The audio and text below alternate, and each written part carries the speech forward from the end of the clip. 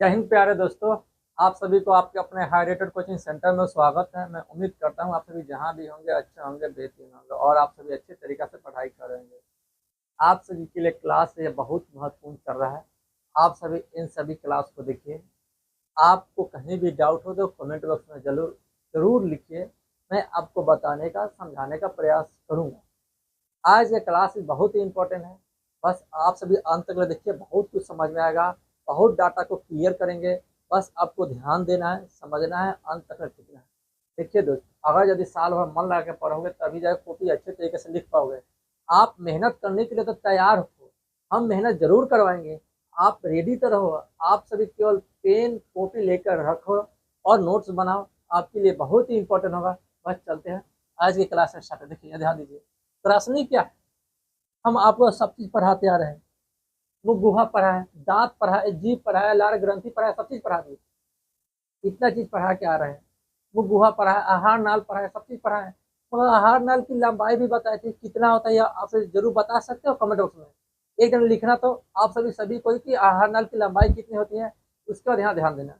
इन सभी में बता देखो, आहार नल इस सभी के बाद जो आता है ना, इन सभी में पढ़ा रहे हैं। जो हमारे मुख गुहा पढ़ा है, इसमें दांत पढ़ा है, जीभ पढ़ा है, लार ग्रंथि पढ़ा है, ओठ पढ़ा है, ये सभी पढ़ा है। इसका आहार नाल में जो हमारे मुख गुहा के बाद जो अगला पार्ट आता है वो हमारा ग्रसनी आता है। ग्रसनी में कोई ऐसा काम नहीं होता है। देखो, हमें चित्र के द्वारा नॉर्मल समझा। देखो यह हमारा क्या है, यह समझ लो, यह ग्रसनली है। ग्रसनी जो होता है हमारा यहाँ से, देखे यह होता है ना, यहाँ से समझा ठीक। यह ऐसा चित्र होता है, यह ऐसे होता है ना। यहाँ समझना प्रयास करना। यहाँ से इस रूप का, यहाँ से ऐसे हो गया, यहाँ से जो एक दो छिद्र होता है और यह छिद्र के ऊपर जो यह पार्ट है ना, यही हमारा था ग्रसनी। यह ग्रसनी होता है।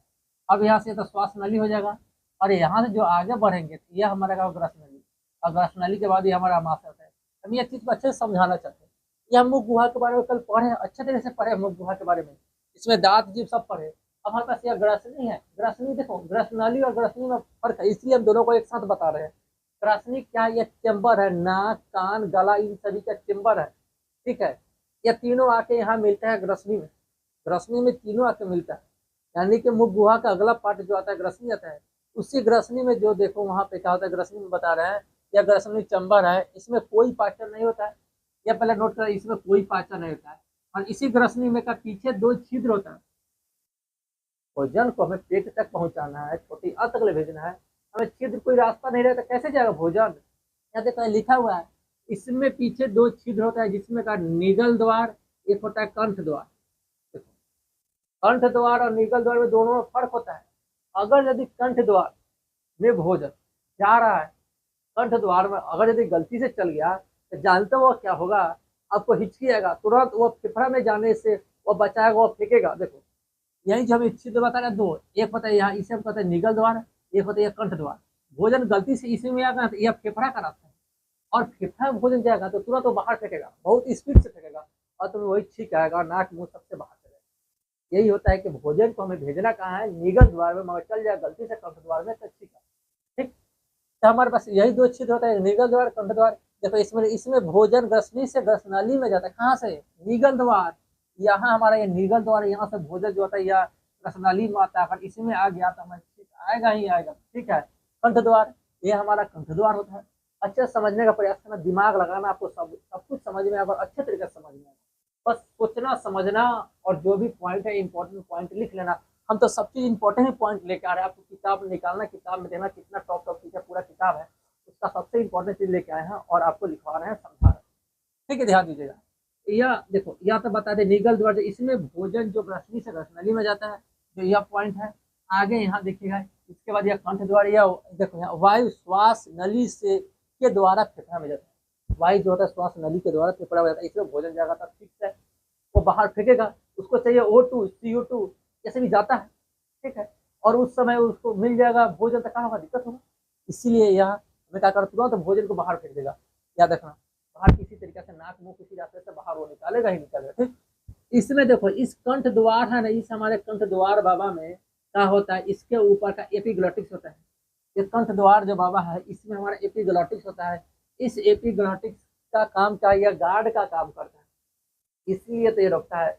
इस गलती के कारण अगर यदि कंठ द्वार पर जो एपिग्लोटिक्स है यहाँ पे जो एपिग्लोटिस है उसको ध्यान देना। अगर यदि उसी समय गलती से तुमने सोच लिया, उस समय जैसे भोजन निगल रहे हो, निगलने के समय तुमने सोचने लगा या सांस लेने का प्रयास किया, तो कंठ द्वार खुल जाएगा, और कंठ द्वार खुलेगा तब भोजन कहाँ चल जाएगा, श्वास नली में, ग्रस नली की अपेक्षा।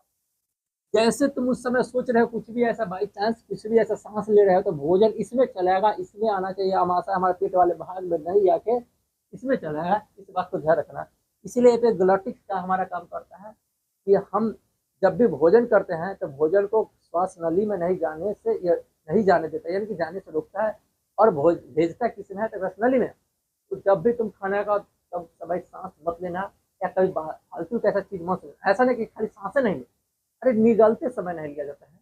खाना खाते तो सांस तो लिया ही जाता है, मगर निकलते समय नहीं लेना, ठीक है। इसके ऊपर एपिग्लोटिक्स होता है, यह गार्ड की तरह कार्य करता है। इसमें सब चीज बता दिए, भोजन को श्वास नली में जाने से रोकता है, जो बता दिए। अब आगे चलते हैं, यानी ग्रसनी के बारे में सब चीज बता दिए।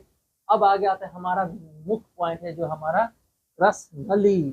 ये यहाँ पे क्या पाचन होता है, देखो याद रखना, ग्रसनी में भी कोई पाचन नहीं होता है, और यहाँ भी कोई पाचन नहीं होता है। रस नली हो या ग्रसनी हो, किसी भी हो, दोनों में किसी में पाचन नहीं होता है, इस बात को ध्यान रखना। जब पाचन नहीं होता, किस में पाचन होता है, बता दें कि मुख गुहा में होता है पाचन, अमाशय में होता है, जो छोटी अमाशय में होता है, जो पेट बोलते हैं।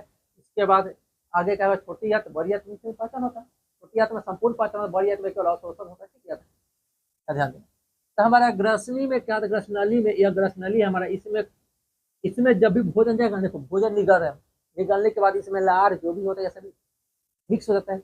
मिक्स होने के बाद क्या होता है, हमारे ग्रसनी में जाता है, ग्रसनली में भोजन देता है। ग्रसनली में भोजन का नाम बदल जाता है, उस भोजन को हम क्या कहते हैं, बोला। क्या कहते हैं, बोला। इसको क्या कहते हैं, बोला। याद रखो, पाचन नहीं होता है, क्या होता है, पाचन। लंबाई कितना होता है, 10 इंच। देखो ग्रसनली हमारे पास है ना, यहाँ से जाता है, यह ग्रसनली होता है हमारे अमाशय तक जाने के लिए। इसकी लंबाई कितना है, 10 इंच।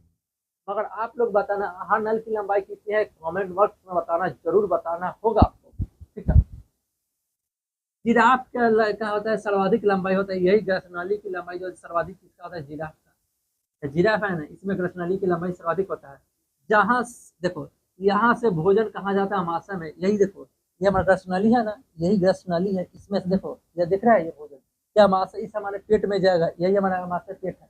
इसमें से भोजन कहाँ जाते हैं, और किस गति के द्वारा जाता है, किस क्रिया के द्वारा, आपको कैसा भी शब्द आ सकता है, आप बना सकते हो, बस ध्यान सुनो।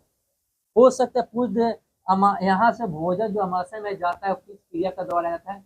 अभी लिख सकता है कि क्रामाकुचन क्रिया या क्रामाकुचन गति। क्रिया लिख दे, कहीं पे ऐसे लिखा हुआ है किताब में, या कहीं क्रामाकुचन गति या कहीं क्रामाकुचन क्रिया लिखा है, या उसी का नाम बदल के तरंग गति भी लिख देगा, कुछ भी लिख दे, आपको सही से समझ के बताना है। क्या तरंग गति कर, देखो इसकी आकृति कुछ ऐसे ऐसे आ रहा है, यानी कि ऐसे टेढ़ी मेढ़ी ऐसे जा रहा है। अब ऐसे जाएगा तो तरंग की तरह कार्य करेगा, तरंग की तरह कार्य करे, इसलिए तरंग गति होता है। इसमें इसको भोजन को पेट में जाने के लिए कोई गुरुत्वाकर्षण बल की आवश्यकता ही नहीं होता है, ऑटोमेटिक वो चल जाता है, निगलते हैं, जाता है। जैसे जानवर में देखना, कुत्ता में देखना, बहुत ऐसे जानवर है, जीव है, इन सभी में होता है ऐसा, जंतु, ठीक है। जब भोजन यहाँ अमाशय में आ जाता है, तब अमाशय के बारे में पढ़ते हैं। बहुत चीज अमाशय के बारे में पढ़ना है, कंप्लीट नहीं किया, आगे भी लेके आएंगे। अमाशय के पार्ट अगर 3 कौन कौन से भाग है वो सब बताएंगे, बस ध्यान देना अमाशय के बारे में। अमाशय जो है ना, आहार नाल की चौड़ी भाग है, इस बात को याद रखना, चौड़ा भाग है अमाशय, ठीक है। तो अमाशय, या इसे हम क्या कहते हैं, पेट भी। अमाशय ही हमारा पेट है, छोटी पेट नहीं है, अमाशय हमारा पेट है, याद रखना, पेट है। इसमें भोजन का रूप कैसा होता है, अम्लीय। तो भोजन यहाँ से आ रहा है, यहाँ जैसे आगा ना, तो देखो यहाँ जो आ रहा है हमारा, यहाँ भोजन एचसीएल अम्ल हमारा पहले से बैठा हुआ है। एचसीएल अम्ल किस लिए, पाचन के लिए। अमाशय जो है ना, यही हमारा एचसीएल अम्ल जो हमारा बैठा हुआ है भोजन के पाचन के लिए, पहले से ही बैठा हुआ है। तो यही होता है, भोजन अम्लीय होता है। अम्लीय होने के बाद इसके बाद भोजन छोटी आंत में जाता है।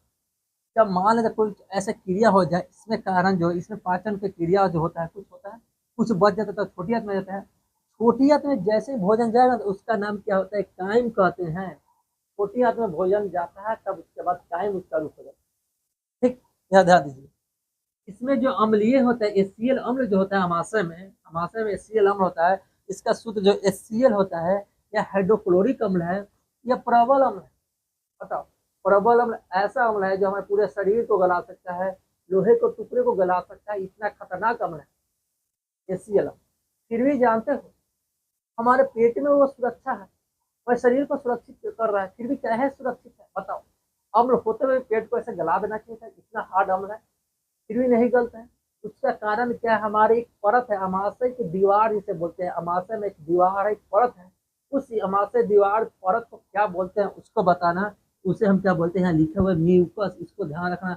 बहुत ही इंपॉर्टेंट पॉइंट है, बहुत ही खास चीज है, बस आपको पढ़ना है, समझना है, ठीक है। इसे म्यूकस कहते हैं। यह आहार नाल, देखो लिखे बोले ना, आहार नाल के चौड़ी भाग है, ठीक है।